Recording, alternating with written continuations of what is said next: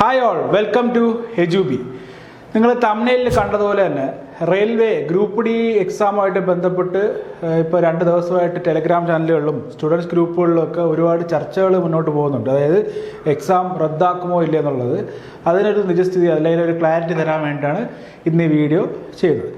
വേറൊന്നുമില്ല, നമുക്ക് ആ കോർട്ടിലൊരു കേസ് നടപ്പുണ്ട്. അതായത് ഈ ITI ക്വാളിഫിക്കേഷൻ അല്ലെങ്കിൽ 10th ക്വാളിഫിക്കേഷനുമായിട്ട് ബന്ധപ്പെട്ട് ഇപ്പോൾ നിലവിൽ RRBയും ഈ പറഞ്ഞ ITI സ്റ്റുഡൻസുമായിട്ട് ITI കഴിഞ്ഞ ആൾക്കാരൊക്കെ ആയിട്ടുള്ളൊരു കേസുകളും കാര്യങ്ങളും ഇപ്പോൾ കോടതിയുടെ മുമ്പിലുണ്ട്. അതിൻ്റെ ഒരു നാൾ വഴി, അതുപോലെ തന്നെ ആ പരീക്ഷ റദ്ദാക്കാൻ സാധ്യതയുണ്ടോ അല്ലെ റദ്ദാക്കുമോ എന്നുള്ളതിന് ചെറിയൊരു ക്ലാരിഫിക്കേഷൻ. ഇതാണ് ഈ വീഡിയോയുടെ രത്ന ചുരുക്കം എന്ന് പറയുന്നത്. അപ്പോൾ നമുക്ക് ആ കേസുമായിട്ട് ബന്ധപ്പെട്ട് നോക്കാം. ഇപ്പോൾ റെയിൽവേയുടെ ഗ്രൂപ്പ് ഡിയുടെ നോട്ടിഫിക്കേഷൻ വന്നിട്ടുണ്ടായിരുന്നത് ഈ പറഞ്ഞ 2025 മുന്നേ റെയിൽവേ വിളിച്ചത് 2018 റെയിൽവേ 2025 മുന്നേ റെയിൽവേ ഗ്രൂപ്പ് ഡിയുടെ നോട്ടിഫിക്കേഷൻ വിളിച്ചത്. ആ സമയത്ത് ഇപ്പോൾ ഉള്ള തർക്കമുണ്ട്. അതായത് ITI ആണോ 10th ആണോ റെയിൽവേയുടെ ക്വാളിഫിക്കേഷൻ, ഗ്രൂപ്പ് ഡിയുടെ ക്വാളിഫിക്കേഷൻ എന്നുള്ളതിനെ പറ്റിയുള്ള ചർച്ച അന്നേ ഉണ്ടായിട്ടുണ്ട്. ഈ ITIക്കാർ പറയണ വേറൊന്നുമില്ല, ഈ ഗ്രൂപ്പ് ഡി എന്ന് പറയുന്നത് ടെക്നിക്കൽ ഒരു ജോബാണ്. സോ ടെക്നിക്കൽ ക്വാളിഫിക്കേഷനുള്ള ആൾക്കാരാണ് അങ്ങനെയുള്ള ജോബ്സ് ചെയ്യാൻ യോഗ്യര് എന്നുള്ളതാണ് ഇവരുടെ വാദം. ഈ 2018 ഈ ഒരു നോട്ടിഫിക്കേഷൻ വന്ന സമയത്ത് ഏകദേശം 62,000 പുറത്ത് വേക്കൻസി അന്ന് റിപ്പോർട്ട് ചെയ്യപ്പെട്ടിട്ടുണ്ട് 2018. ഇപ്പോൾ നമ്മൾ 2025 വരികയാണെങ്കിൽ ഏകദേശം ഇപ്പോൾ തന്നെ 32,000 വേക്കൻസികൾ ഇപ്പോൾ നിലവിലുണ്ട്. അപ്പോൾ ഈ സമയത്തും ഈ ഒരു പ്രശ്നം ഉണ്ടായിരുന്നു. ഈ 2018 സമയത്തും ഇതേ പ്രശ്നം, ഇപ്പോൾ ഉള്ള പോലത്തെ ഉള്ള പ്രശ്നം അപ്പോഴും ഉണ്ടായിരുന്നു. അന്ന് ലാസ്റ്റ് അത് സോൾവ് ആയത് എങ്ങനെയാണെന്ന് ചോദിച്ചു കഴിഞ്ഞാൽ ഈ പറഞ്ഞ നോട്ടീസോട് കൂടിയാണ് അതൊന്നും കടങ്ങിയത്. വേറൊന്നുമില്ല, റെയിൽവേ റിക്രൂട്ട്മെന്റ് ബോർഡ് അതായത് RRB ഇങ്ങനെ ഒരു നോട്ടീസ് പുറപ്പെടുവിച്ചു. വേറൊന്നുമല്ല ഇതിനകത്ത് പറയുന്ന ഈ നോട്ടീസ് നിങ്ങൾ ജസ്റ്റ് സ്ക്രീൻഷോട്ട് എടുക്കുക അല്ലെങ്കിൽ പോസ് ചെയ്തിട്ട് വായിച്ചു നോക്കി നിങ്ങൾക്ക് മനസ്സിലാവും. ഈ പറഞ്ഞ ഗ്രൂപ്പ് ഡി അതായത് ലെവൽ 1 പേ മെട്രിക്സ് വരുന്ന ടെക്നിക്കൽ ഡിപ്പാർട്ട്മെന്റുകളിലേക്ക് വരുന്ന ജോബ്സിന്റെ റിക്രൂട്ട്മെന്റ് 15/6/2019 ശേഷമുള്ള എല്ലാ റിക്രൂട്ട്മെന്റുകളും ഈ പറഞ്ഞ 10th പാസ് പ്ലസ് NAC അല്ലെങ്കിൽ 10th പാസ് പ്ലസ് ITI ആവണം എന്ന് നിർബന്ധമാണ്. അപ്പോൾ ഈ നോട്ടീസ് പറഞ്ഞ ഇത്രേ ഉള്ളൂ. 15/6/2019 ശേഷം വരുന്ന ലെവൽ 1 ടെക്നിക്കൽ ഡിപ്പാർട്ട്മെന്റുകളിലേക്കുള്ള, അതിനകത്ത് പറയുന്നുണ്ട്, അതിനകത്ത് ഏതൊക്കെയും സ്പെസിഫൈ ചെയ്ത് പറയുന്നുണ്ട്. സിവില്, മെക്കാനിക്കൽ, ഇലക്ട്രിക്കൽ, സിഗ്നൽ അങ്ങനെയുള്ള ഡിപ്പാർട്ട്മെന്റുകളിലേക്ക് വരുന്ന റെയിൽവേ റിക്രൂട്ട്മെന്റുകൾക്ക് ഒന്നുകിൽ 10th പ്ലസ് NAC അല്ലെങ്കിൽ 10th പ്ലസ് ITI എന്ന് കൃത്യമായിട്ട് അവർ പറയുന്നുണ്ട്.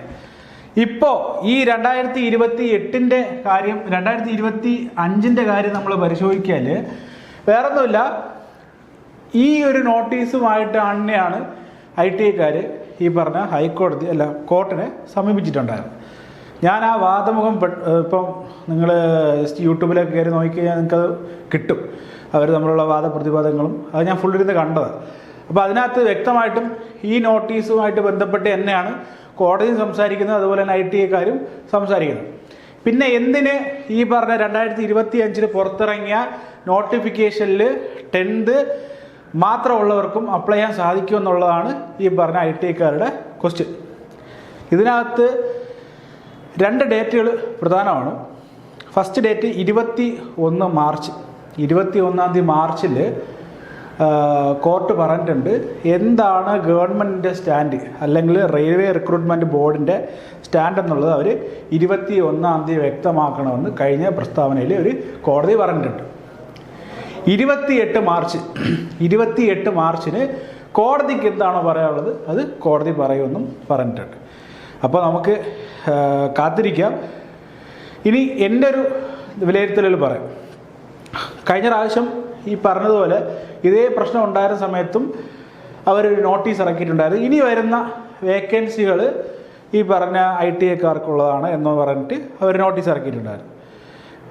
ഇതിനകത്ത് ആ വാദം നമ്മൾ കേൾക്കുന്ന സമയത്ത് ഈ പറഞ്ഞ ബോർഡ് പറയുന്നുണ്ട്, റെയിൽവേ ബോർഡ് പറയുന്നുണ്ട്, ഏകദേശം 1 കോടിയിൽ പുറത്ത് ആൾക്കാരാണ് ഈ ഒരു പരീക്ഷ അപ്ലൈ ചെയ്തിട്ടുണ്ടായത്. 1 കോടിയിലധികം ആൾക്കാർ ഈ ഒരു പരീക്ഷ അപ്ലൈ ചെയ്തിട്ടുണ്ട്.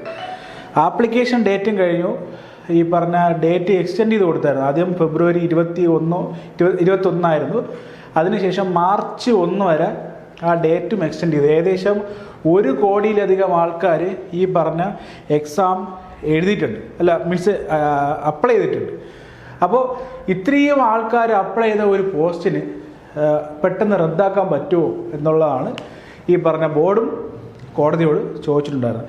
അത് തീർച്ചയായിട്ടും കോടതി അത് കൺസിഡർ ചെയ്യാനാണ് സാധ്യത കൂടുതലും. ഈ പറഞ്ഞ 21 തീയതി മേ ബി ഇങ്ങനൊരു വിധി വന്നേക്കാം. ഇപ്പോൾ ഉള്ള ആപ്ലിക്കേഷൻ, അതായത് 10th ലെവൽ അപ്ലൈ ചെയ്ത ആൾക്കാർ കണ്ടിന്യൂ ചെയ്യട്ടെ. ഇനി ഈ 32,000 വേക്കൻസികളാണ് ഇപ്പോൾ റിപ്പോർട്ട് ചെയ്യപ്പെട്ടത്. ഇപ്പോൾ റെയിൽവേ SSC പോലുള്ള എക്സാമുകൾക്ക് നമ്മൾ നോക്കിക്കഴിഞ്ഞാൽ ഈ പറഞ്ഞ വേക്കൻസികൾ ഇൻക്രീസ് ആവാറുണ്ട്. എപ്പോഴും നമ്മൾ നോട്ടിഫിക്കേഷൻ വരുന്ന സമയത്തുള്ള വേക്കൻസികളായിരിക്കുമല്ലോ, പിന്നീട് അങ്ങോട്ട് വേക്കൻസി ഇൻക്രീസ് ആവാറുണ്ട്. മേ ബി ഇനി വരുന്ന വേക്കൻസികൾ ഒരു പക്ഷേ ഈ പറഞ്ഞ ITIക്കാർക്കുള്ളതായാണ് സാധ്യത കൂടുതൽ. പക്ഷേ ഇപ്പോൾ ഉള്ള 32,000 32K വേക്കൻസികൾ ഇപ്പോൾ ഉള്ള ആൾക്കാർക്ക് തന്നെ കിട്ടാനാണ് സാധ്യത കൂടുതൽ. ഇനി കോടതിയുടെ വിധി 28 മാർച്ചിന് വരും. അതുപോലെ തന്നെ റെയിൽവേ റിക്രൂട്ട്മെൻറ്റ് ബോർഡിന് എന്താണ് പറയേണ്ടതെന്നുള്ളത് 21 മാർച്ചിന് അവർ അപ്ഡേറ്റ് ചെയ്യും. എന്തായാലും ഈ ഡേറ്റുകൾ പ്രധാനമാണ്.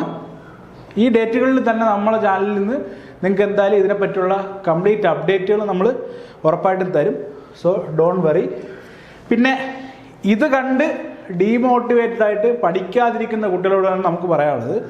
ഒരു പക്ഷേ ഈ പറഞ്ഞതുപോലെയാണ് നിങ്ങളുടെ ഈ പറഞ്ഞ കേസിൻ്റെ വിധി, അല്ലെങ്കിൽ ഇത് ജസ്റ്റ് ഗിമിക്കുകൾ മാത്രമായിരിക്കും. കാരണം ഇതേ സംഭവം 2018-19 സമയങ്ങളിലും നടന്നിട്ടുണ്ട്. റിക്രൂട്ട്മെൻറ്റ് വരുന്ന സമയത്ത് ഇങ്ങനെയുള്ള കേസുകളും കാര്യങ്ങളൊക്കെ സ്വാഭാവികമാണ്. അപ്പോൾ അതിൽ നിങ്ങൾ വീഴാതിരിക്കുക. ഇനി ഗ്രൂപ്പ് ഡി റദ്ദാക്കിയാലോ എന്ന് വിചാരിച്ചിട്ട് പഠിക്കാതിരിക്കുന്ന ആൾക്കാരോട് എനിക്ക് പറയാനുള്ളൂ, നിങ്ങളുടെ ടൈം വേസ്റ്റ് ചെയ്ത് കളയുന്നതെന്ന് മാത്രമേ ഉള്ളൂ. സോ ഇങ്ങനത്തെ ന്യൂസുകൾ നിങ്ങൾ ചെവി കൊള്ളേണ്ടതില്ല. ഇനി എന്തെങ്കിലും ഒരു നെഗറ്റീവ് ഇമ്പാക്റ്റോ അല്ലെങ്കിൽ അപ്ഡേറ്റോ ഉണ്ടെങ്കിൽ തന്നെ നമ്മൾ എന്തായാലും നിങ്ങളെ അറിയിക്കാം. ജസ്റ്റ് ഈ ചാനലൊന്ന് സബ്സ്ക്രൈബ് ചെയ്യുക. ബാക്കി അപ്ഡേറ്റ്സ് നമുക്ക് വഴിയേ കാണാം. Thank you.